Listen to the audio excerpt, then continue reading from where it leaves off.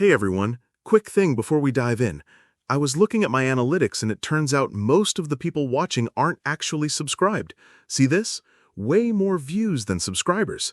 If you're enjoying the videos and want to see more, hit that subscribe button. It really helps the channel grow and you'll never miss new uploads. Alright, let's get into it. The frost giant's tracks cut deep grooves through the snow, each footprint large enough to swallow a man whole. I followed them north through Midgard's frozen wastes, my breath forming steady clouds in the bitter air. This was routine, another minor threat drawn too close to the paths Atreus might take on his way home from the village where he had gone to visit the blacksmith's sons. The overcast sky provided comfortable hunting conditions.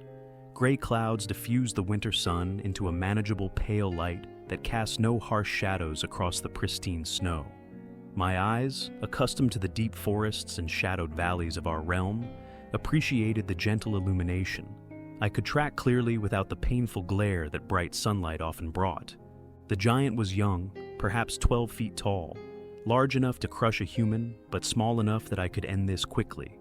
Its panic was evident in the erratic spacing of its steps, the way it had stumbled through a grove of pine trees instead of going around.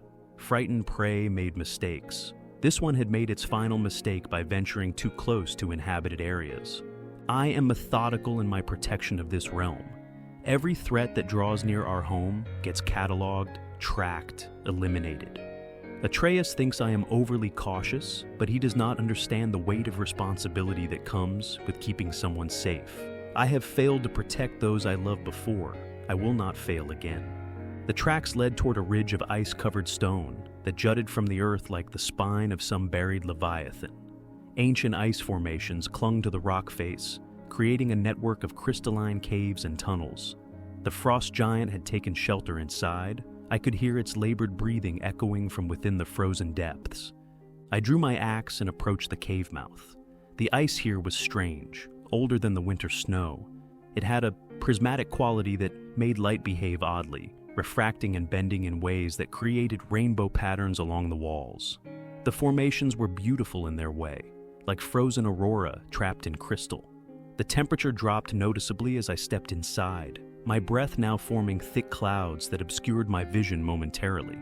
The cave system extended deeper than expected. Narrow tunnels branched off from a central chamber, all carved from the same strange ice. The walls seemed to concentrate what little light filtered in from outside, channeling it toward the heart of the cavern.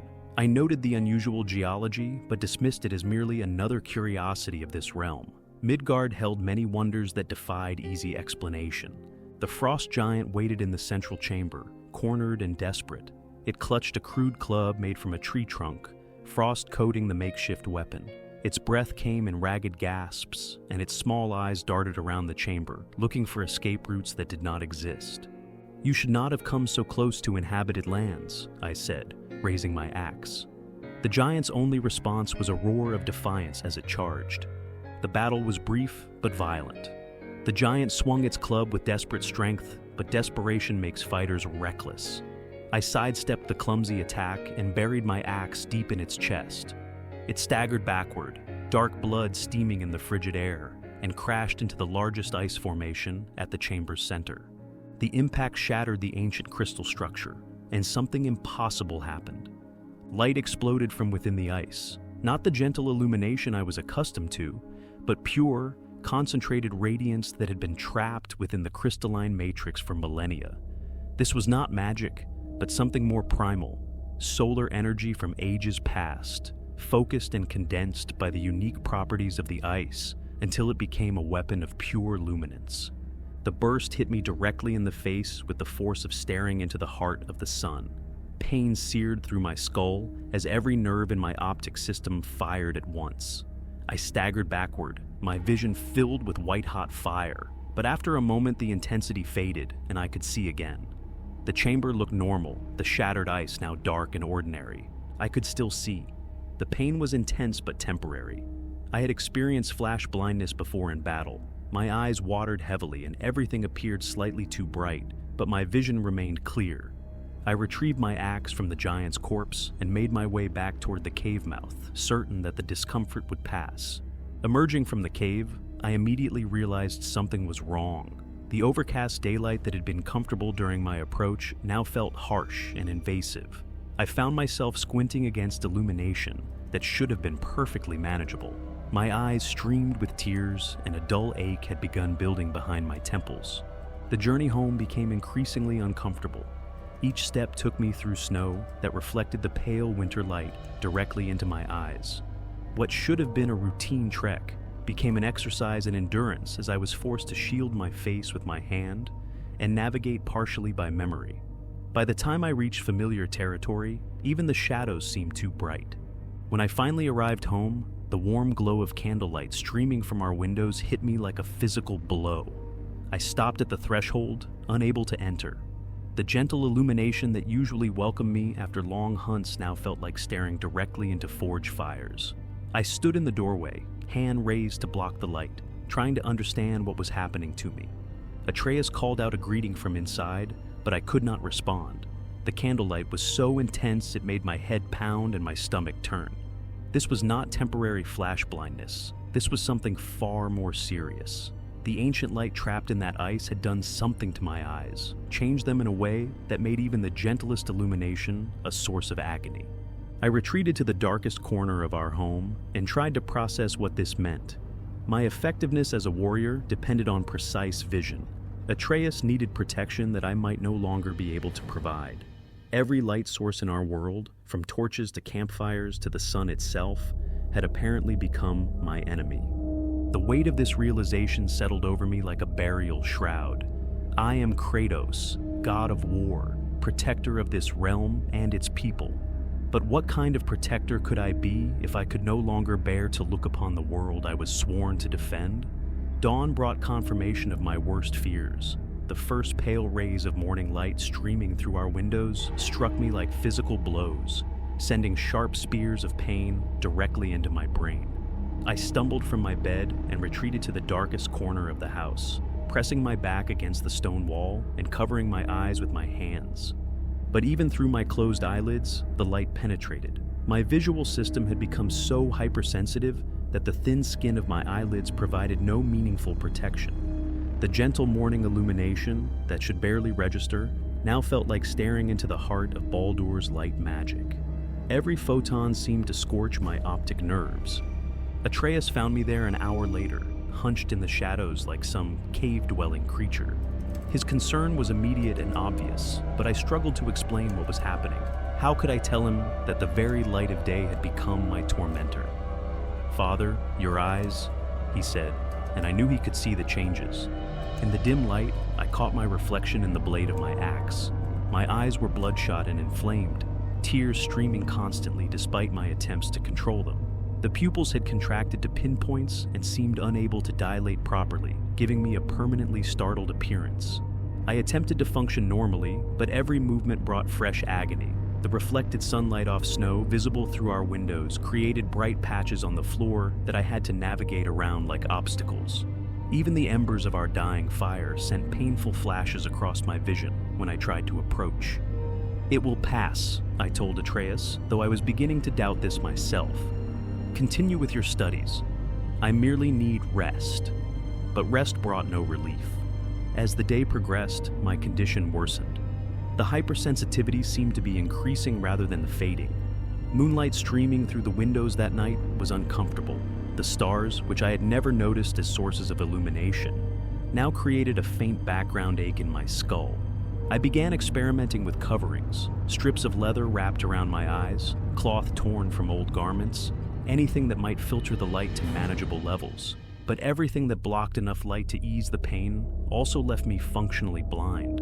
I needed to see to fight effectively, but seeing had become torture. My attempts at gradual exposure backfired horribly. I thought perhaps I could train my eyes to readjust, force them to adapt through controlled exposure to increasing levels of light. Instead, each attempt left me nauseated and disoriented for hours, my vision swimming with afterimages and phantom flashes.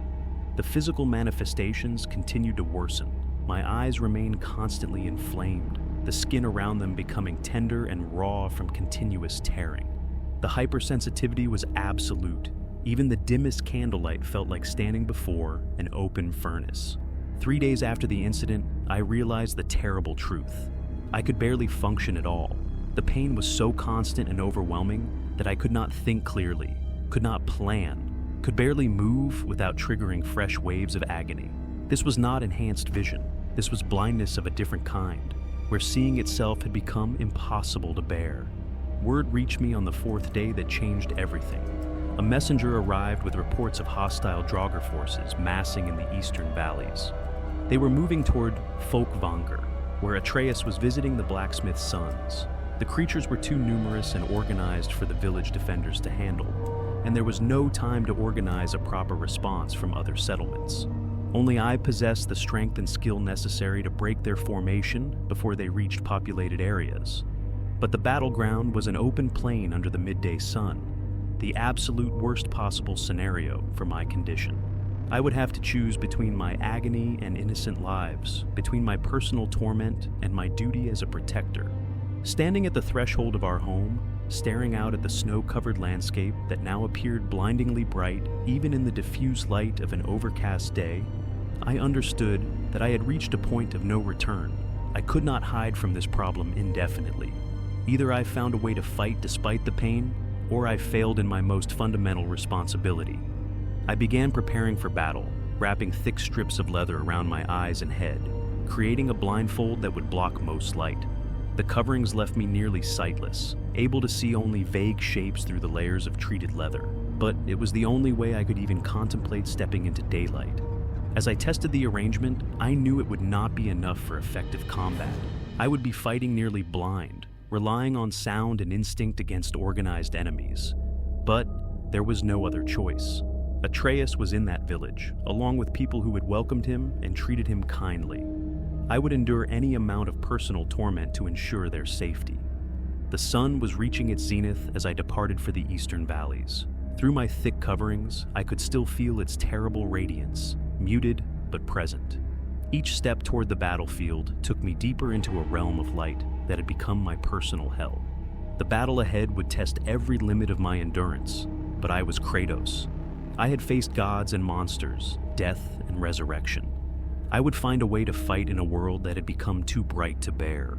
The sounds of battle grew louder as I approached the eastern plains, the clash of weapons, screams of pain, the inhuman roars of Draugr warriors. Through my thick leather blindfold, I could see only vague shapes and shadows, but the noise told me I was almost too late. The village defenders were being overwhelmed. I stopped at the edge of the battlefield and faced an impossible choice. Even through my coverings, I could sense the intensity of the midday sun reflected off snow-covered ground. But I could hear individual voices now, men and women crying for help, children screaming in terror. My hands moved to the leather bindings around my eyes. If I was going to fight effectively, I needed to see clearly enough to distinguish friend from foe, to identify threats and opportunities. That meant exposing my hypersensitive eyes to illumination that felt like molten metal poured directly into my skull. I unwrapped the coverings and immediately understood the full horror of my situation. The world exploded into overwhelming white-hot brightness. Snow, sky, and reflected sunlight merged into a single blazing mass that made my optic nerves scream in protest. Colors were so vivid, they seemed to pulse with their own inner fire. Every detail was rendered with supernatural clarity. I could see individual snowflakes falling, count the links in chainmail from 100 yards away. But the intensity was unbearable. Tears streamed down my face as I forced myself to keep my eyes open long enough to assess the battlefield. 30 or more Draugr had formed a crude battle line, pushing the defenders back toward the village walls. I could see Atreus among the defenders, his bow drawn, trying to organize the resistance.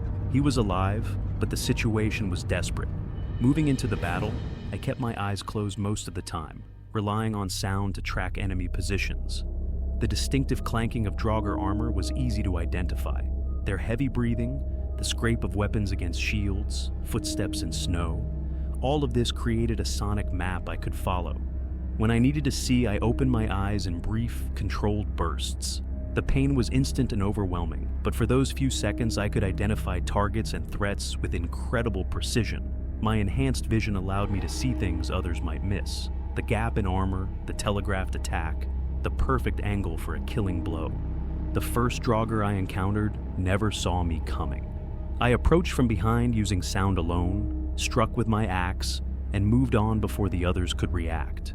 But as more enemies became aware of my presence, I was forced to engage in direct combat that would require some vision. Then something unexpected happened. A Draugr blade caught me across the forehead, opening a deep gash above my left eye.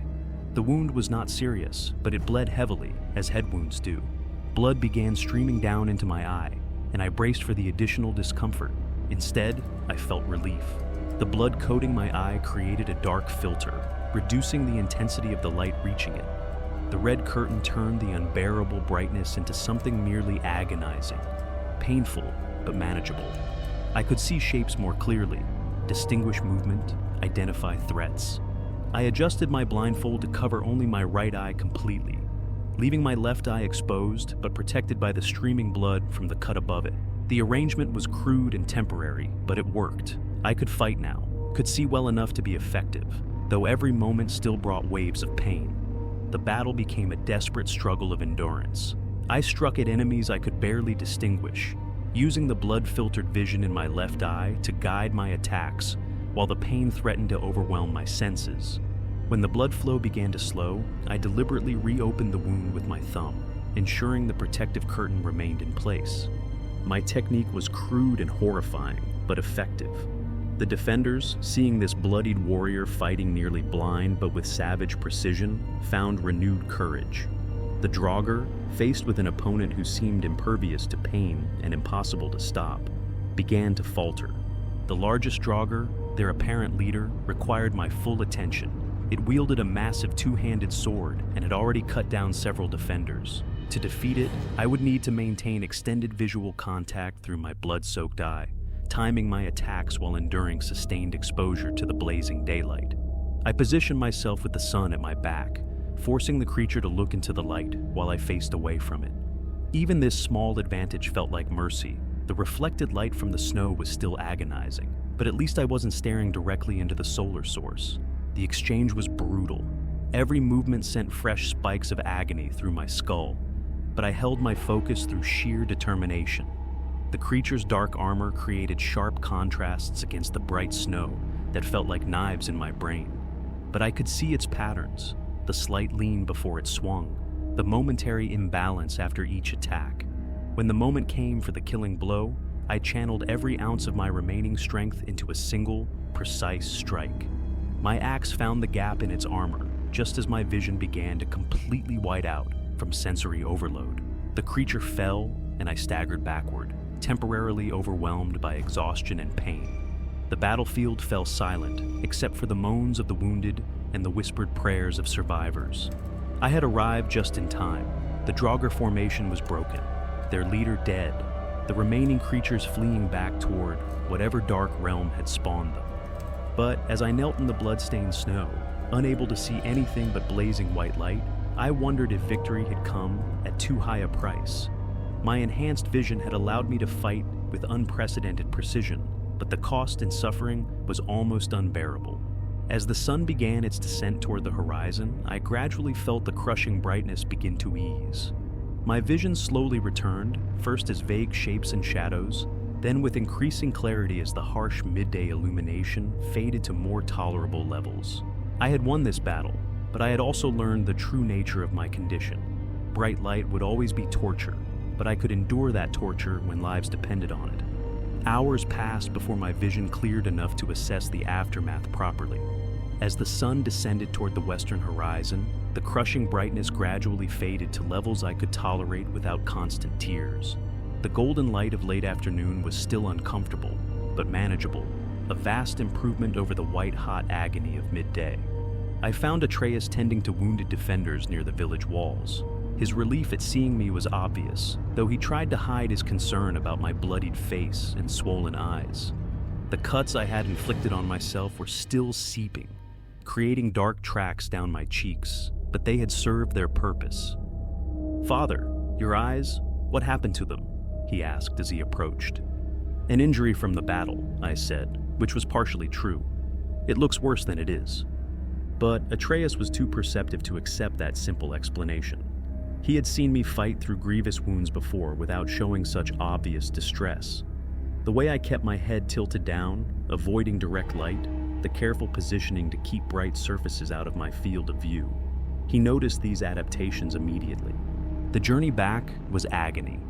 Even as the sun set, every step was torture.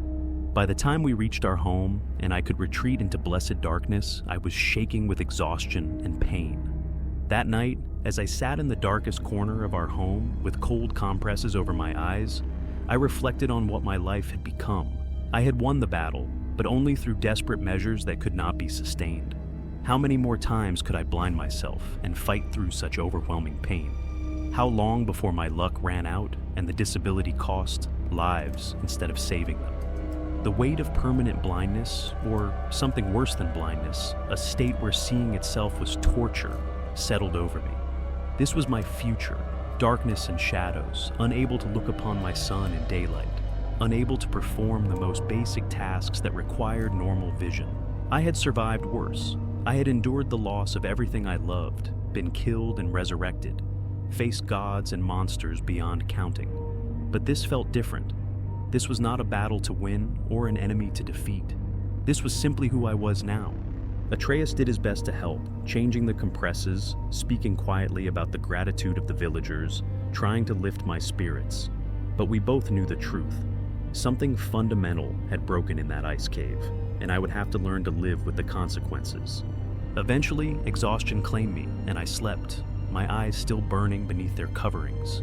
When I woke the next morning, I braced myself for the familiar agony as light began filtering into our home. I kept my eyes tightly shut, waiting for the pain to build. But something was different.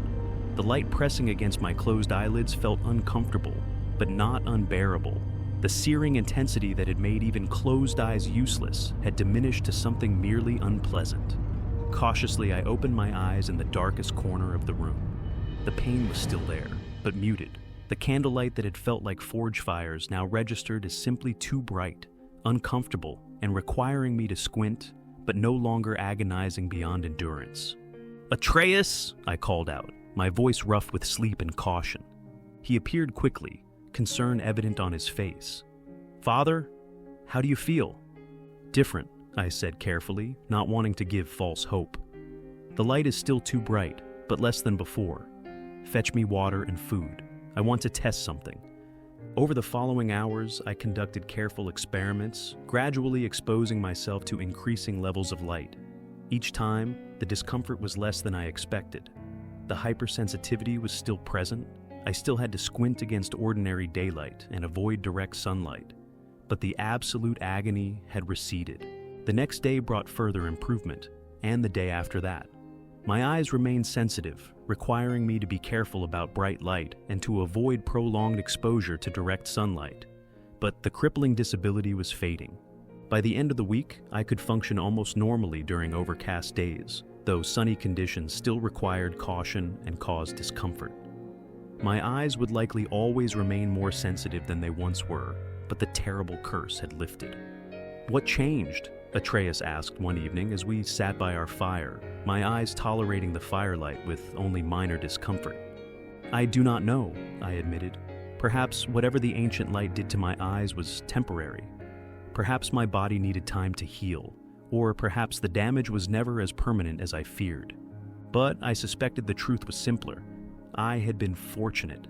The injury had been severe, but not irreversible. My fears of permanent disability had been the product of the pain and panic, not rational assessment.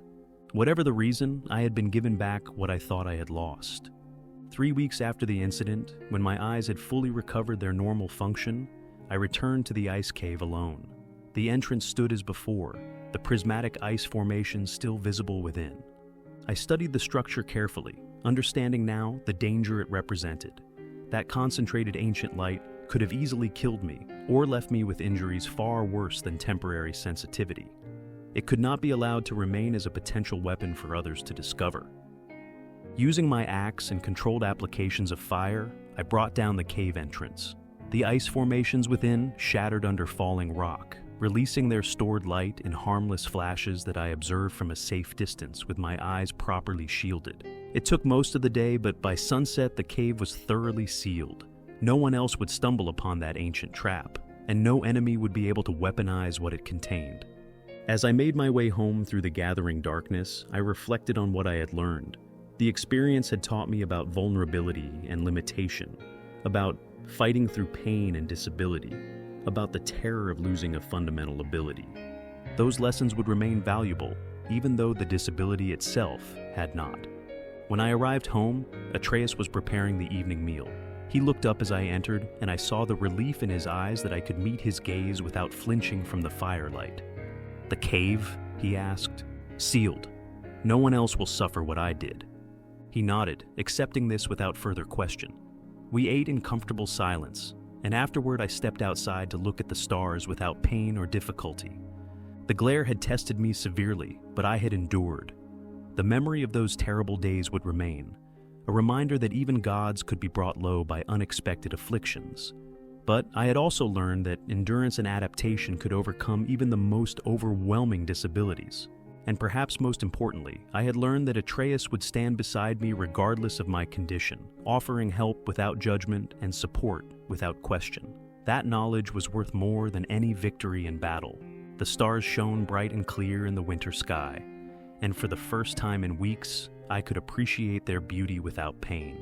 Whatever challenges lay ahead, I would face them with renewed understanding of both my limitations and my strengths. I was still Kratos, god of war, protector of this realm, and I was ready for whatever came next.